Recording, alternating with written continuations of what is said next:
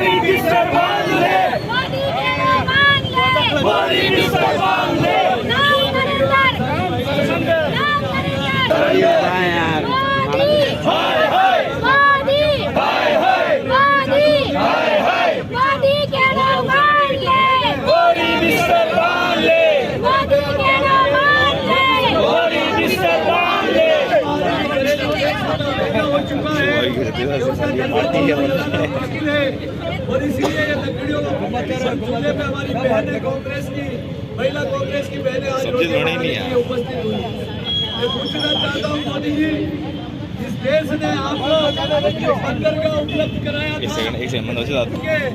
हमारा दोस्ताना संबंध था वो इंदिरा गांधी से, जवाहरलाल नेहरू जी से, मनमोहन सिंह जी के समय से।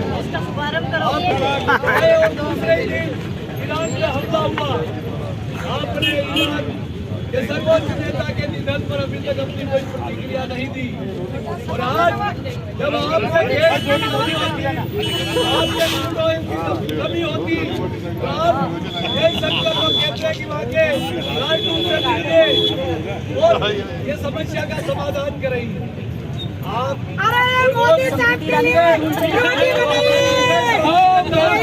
मोदी साहब के लिए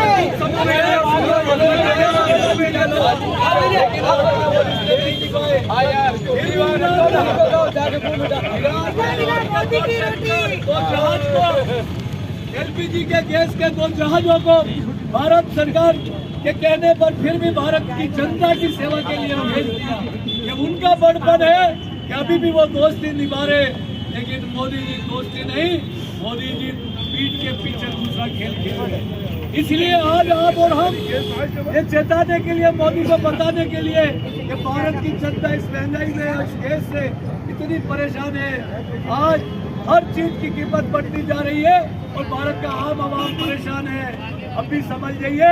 और इस विदेश नीति हमारी जो हमेशा मजबूत रही है, भारत की शक्तियों के सामने नहीं झुके, लेकिन आप आपके सामने झुककर आपने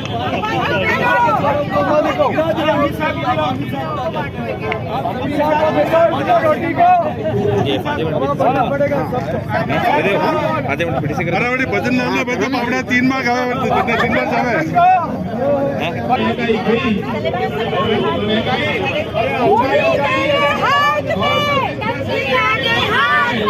मोदी तेरे राज में, आगे हाथ में, अमित शाह, हाय हाय, अमित शाह, हाय हाय, मोदी, हाय हाय, मोदी, हाय हाय, मोदी कहना मान ले।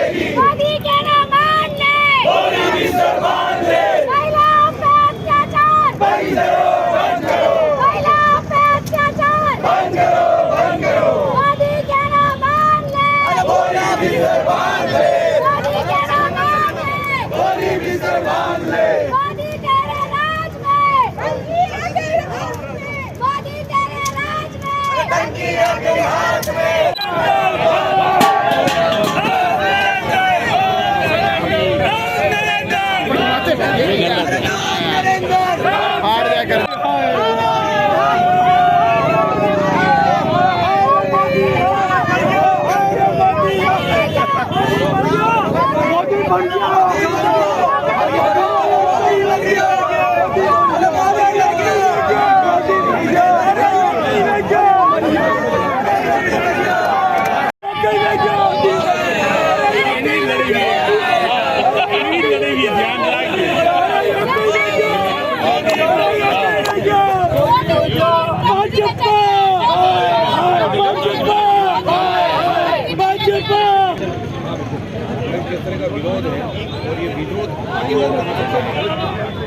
ये विरोध इतना ज़्यादा है कि आने वाले समय में देश की सरकार बदलेगी, क्योंकि इसी सिलेंडर के नाम पे मोदी जी के राइट हैंड कह सकते हैं स्मृति ईरानी जी ने पूरे देश में सिलेंडर लेके घूमी थी और वोट मांगा था कि कांग्रेस पार्टी के राज में सिलेंडर महंगा है।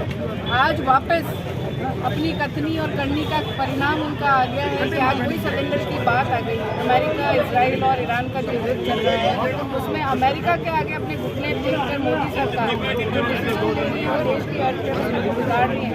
उसका नतीजा ये है कि आने वाले समय में कांग्रेस पार्टी मजबूती से आएगी, परंतु आज की तारीख में जो बाहर हमारे भाई बहन फंसे हुए हैं उनको लाने के लिए सरकार कोई भी व्यवस्था नहीं कर रही, जबकि इसका विदेश से हमारे देशवासियों को लाने का इनके पास कोटा होता है। जबकि हमारे विधानसभा की बात करें तो हम लोग खुद हमारे भाइयों को लाने का प्रयास कर रहे हैं, हम लोग चंदा इकट्ठा कर रहे हैं, उनके टिकट का अरेंजमेंट कर रहे हैं। तो गैस सिलेंडर अचानक से महंगा कर रहा है। ये वैसे तो उन्होंने रातों रात गड़बड़ करी थी कालाबाजारी रोकने के लिए, जब से सबसे ज़्यादा कालाबाजारी भारतीय जनता पार्टी के राज में हो रही है। ये लोग अपने शीशे और एयर कंडीशन से बाहर नहीं आ रहे हैं और आज एक आम नागरिक के पास गैस का सिलेंडर नहीं है। मैं कोई बातों की बात नहीं कर रही हूँ, मैं आपको बताना चाहूँगी कि एक मेरे बहुत ही पारिवारिक रिश्ते में है, उनका परिवार कत्ल में फंसा हुआ है। पूरी माता जी यहाँ पे है, उनके पास गैस सिलेंडर नहीं है। जब भी वो बुकिंग के लिए डायल करती है वो वेबसाइट ही बंद कर रखी है, तो जब बुक ही नहीं होगा तो कैसे सिलेंडर मिलेगा। मैं अपने घर में सरकार तो भी दावे कर रही है हर मौत से हमारे लिए तो बिल्कुल गलत है। मैं तो अपना उदाहरण दे रही हूँ, मेरे घर में मैंने 10 दिन से गैस बुक करा रखी, रोज कहते हैं कल आएगी कल आएगी कल आएगी, नहीं आ रही है गैस। हर जगह परेशानी है, आम नागरिक कहाँ जाए। मैडम कल ही एक बंदा नागरिक के लिए क्या व्यवस्था है बताइए आप। विदेशों में हमारे भाई फंसे हुए हैं, उनके परिवार यहाँ पे हैं, उन परिवारों के लिए क्या व्यवस्था है। हम जो यहाँ रह रहे हैं उनके लिए क्या व्यवस्था है। आप पेट्रोल डीजल थोड़े दिन में यहाँ भी लाएंगे, लेकिन ये हर चीज़ की महंगाई बढ़ाते जा रहे हैं। मैडम कल ही एक जहाज बंदरगाह पे गुजरात बंदरगाह पे उतरा है, 45,000 टन गैस आई है, उसके बारे में आप क्या कहेंगे। 45,000 टन आई होगी, 45,000 टन में यहाँ पे कितने देशवासी रह रहे हैं, कहाँ सप्लाई गई होगी। ये सिर्फ मंत्रियों के घर तक पहुँची होगी गैस। आज लोगों के घर में कुछ शादियाँ हैं, प्रशादियाँ हैं, राती जगह हैं, या कोई हमारे यहाँ पे पर्यटक आ रहे हैं तो हमारे होटल के लोग कोई व्यवस्था नहीं कर पा रहे। जो आई है उन्हीं तक रही है, वहीं तक सीमित रही है, देश में नहीं पहुँची। मैडम ये बताया जाता है कि कोई भी नेता आज तक आम जनता के पास नहीं पहुंचा है, भले मंत्री हो, संतरी हो, विधायक हो, सांसद हो, कोई पहुंचा नहीं है। मैं विधानसभा क्षेत्र वल्लभ नगर की बात करूंगी, पिछले 10-15 दिन का आप मेरा फोन का डेटा निकाल सकते हैं। विदेश में मेरे जितने भी भाई बसे में उनके परिवार हैं, मेरा पूरा प्रयास है, मैं रोज उनसे बात करती हूँ। उनकी जो समस्या टिकट की आ रही, तो हम सब कांग्रेस कमेटी के ब्लॉक वल्लभ नगर के सदस्य चंदा इकट्ठा करके उनको लाने का प्रयास करें। जो अफोर्ड कर सकते हैं वो आ रहे हैं, और जो नहीं अफोर्ड कर सकते उनके मालिक अपनी बिजनेस छोड़ के भाग चुके हैं, क्योंकि वहाँ इतनी मिसाइल्स गिर रही है। वो व्यवस्था करें। मैं अपना क्षेत्र सुधारने का प्रयास करूँ, मेरे क्षेत्र मेरा वल्लभ नगर परिवार पूछेगा तो मैं चाहूँगी जिले में भी आगे काम करूँ। तो हमारा तो प्रयास है। ऊपर की बातें जो आज भारतीय जनता पार्टी की सरकार है उन्हीं तक सीमित है, कुछ भी नहीं कर रहा है, लोगों तक नहीं पहुंच रहे हैं। आपकी बात बिल्कुल सही है, सिर्फ भाषण देना जान रहे हैं। पर यही एक कांग्रेस की सरकार थी, अशोक गहलोत की सरकार थी। विदेशों से वैक्सीन मंगाया गया था जब मोदी जी ने हमें दिया नहीं था। हर जगह उस समय जितने भी विधायक थे सबने अपने अपने कोटे से फंड जारी करा था। वो जो सरकार थी, आज हमारे यहाँ चोरियां बढ़ गई है, क्योंकि लोगों को घर में खाने के लिए नहीं। अभी तो शुरुआत है, तो आप देखिए आने वाले समय में देश की क्या हालत होगी। जो गरीबी रेखा से ऊपर उठाने की बात कर रहे हैं, हम और नीचे करते जाएं। जनता को भी जागना है, साथ साथ बहुत जरूरत है। हाँ भाई साहब बताइए। हमारी भारत सरकार की विदेश नीति, दिल्ली और विदेश नीति की वजह से हमारे देश में गैस डीजल पेट्रोल का संकट खड़ा हो गया है। गैस के भाव जिस तरह से बढ़ा है, पहले से ही 2014 के बाद तो लगातार गैस के भाव बढ़ाते ही रहे हैं, परंतु अभी जिस तरह से एक साथ 65 रुपये बढ़ा दिए गैस सिलेंडर पे, तो आने वाले समय में और ज़्यादा क्राइसिस होगी। आज गैस मिल नहीं रही है, लोग बुकिंग कराते हैं तो 25 दिन का समय दे रहे हैं, 25 दिन तक बिना खाना खाए लोग रहेंगे। और आज जिस तरह से गैस की सप्लाई बंद हो रही है, डीजल की पेट्रोल की सप्लाई बंद हो रही है, इसका कारण ये रहा कि ईरान हमारा दोस्त था और ईरान पूरे समय में हमारे साथ खड़ा था। और ईरान के जब संकट आया, भारत सरकार ने फूटा फेर दिया। उन्होंने किसी भी तरह से सहयोग की बात तो छोड़ो, परंतु जहाँ ईरान का पोत यहाँ आया था मेहमान बन के और हमारे क्षेत्र में उसको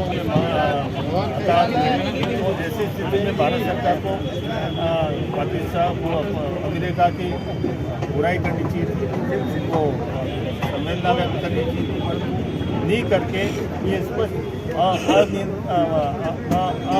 डामाडोल की स्थिति पूरी दुनिया के सामने पेश की है, ताकि विदेश नीति फेलियर मानी जाए। और आज जिस तरह से मोदी जी एमएसपी फाइल के बाद सरेंडर हो गए अमेरिका के सामने, वो हमारे सबके लिए बहुत। सर, ये बताया जा रहा है कि सबसे ज़्यादा गैस एजेंसियाँ कांग्रेस के लोगों के पास ही है, मंत्री और सांसदों के पास में। कांग्रेस के पास और चाहे बीजेपी के पास तो सवाल पार्टी का नहीं है, सवाल ये है कि गैस की सप्लाई जो होती है, कांग्रेस वाले के अपने घर पे कारखाना तो लगा ही नहीं सकते, वो तो गैस से आती है हमारी, तो वो सप्लाई बंद होने की वजह से जिस तरह से अव्यवस्था फैली है, वो मुख्य सूत्रधार है भारत सरकार। भारत सरकार की विदेश नीति फेलियर होने की वजह से ये सारी। सर, इस कठिन परिस्थितियों में जनता को आप किस तरह से राहत पहुंचाएंगे? सर, देखो, हमारा विपक्ष में हमारा काम है सरकार को जगाना, और प्रदर्शनों धरनों के माध्यम से ही हम सरकार को पर प्रेशर बनाएंगे, ताकि सरकार अपनी व्यवस्था कहाँ से करे, कालाबाजारी रोके, मार्केट में जो कालाबाजारी हो रही है, गैस का स्टॉक करने लगे लोग, उसको रोके। द कलर्स 18 उदयपुर न्यूज़ को सब्सक्राइब करें और हमेशा अपडेट रहिए।